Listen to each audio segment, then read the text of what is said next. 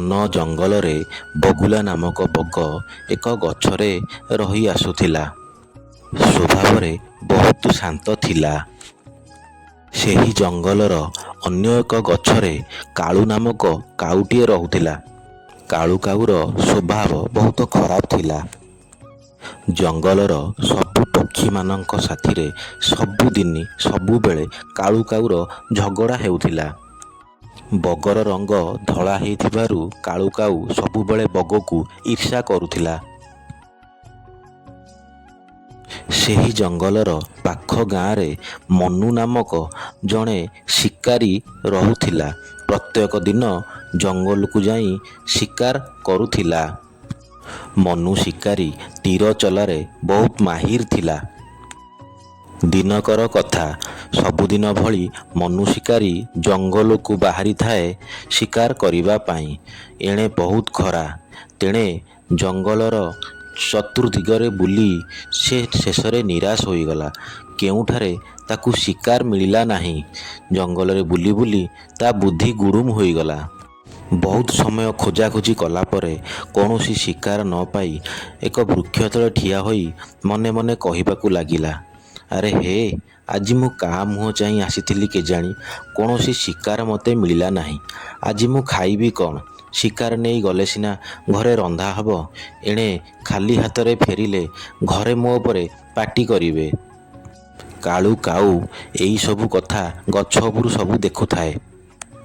ଜଙ୍ଗଲରେ ଏଣେ ତେଣେ ମନୁ ଶିକାରୀ ବୁଲି ବହୁତ ଥକିଗଲା। ଶେଷରେ ବଗ ରହୁଥିବା ଗଛ ମୂଳରେ ଯାଇ ଟିକେ ବିଶ୍ରାମ ନେଲା।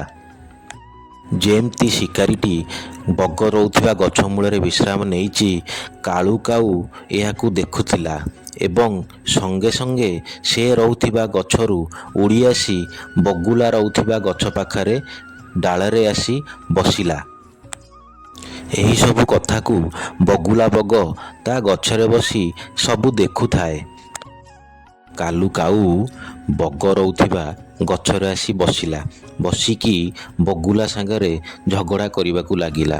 ବଗୁଲାକୁ କହିଲା, ତୁ ଅଧିକ ସୁନ୍ଦର ଦେଖାଯାଉଛୁ ବୋଲି କାହାକୁ ଆଉ ମାନୁନାହୁଁ। ତୋର ବହୁତ ଗର୍ବ ହୋଇଯାଇଛି। କାଲୁ କାଉ ବଗୁଲାକୁ ଏତିକି କହି ଚତୁରତାର ସହିତ ସେ ମନୁ ଶିକାରୀ ଉପରେ ମଳତ୍ୟାଗ କରିଦେଲା ଏବଂ ସଙ୍ଗେ ସଙ୍ଗେ ସେହି ସ୍ଥାନରୁ ଉଡ଼ି ଅନ୍ୟ ଆଡ଼କୁ ଚାଲିଗଲା। କାଲୁ କାଉର ମଳ ସିଧା ଯାଇ ଶିକାରୀର ମୁହଁରେ ପଡ଼ିଲା।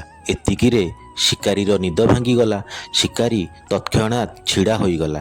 ଦେଖିଲା ସେ ଗଛ ଉପରେ ବଗୁଲା ବସିଛି। ଶିକାରୀ ମନକୁ ଆସିଲା ଯେ ବଗୁଲା ତା ଉପରେ ମଳତ୍ୟାଗ କରିଛି। ଶିକାରୀ ରାଗିଗଲା।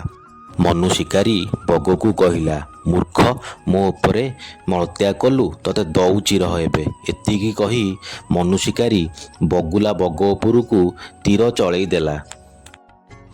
ତୀରଟି ଯାଇ ବଗୁଲାର ପେଟରେ ପଶିଗଲା। ବଗୁଲାଟି ଗଛରୁ ଛଟ ଛଟ ହୋଇ ତଳେ ପଡ଼ି ଛଟ ଛଟ ହେବାକୁ ଲାଗିଲା। କିଛି ସମୟ ଛଟ ଛଟ ହେବା ପରେ ବଗୁଲା ବଗର ଜୀବନ ଚାଲିଗଲା।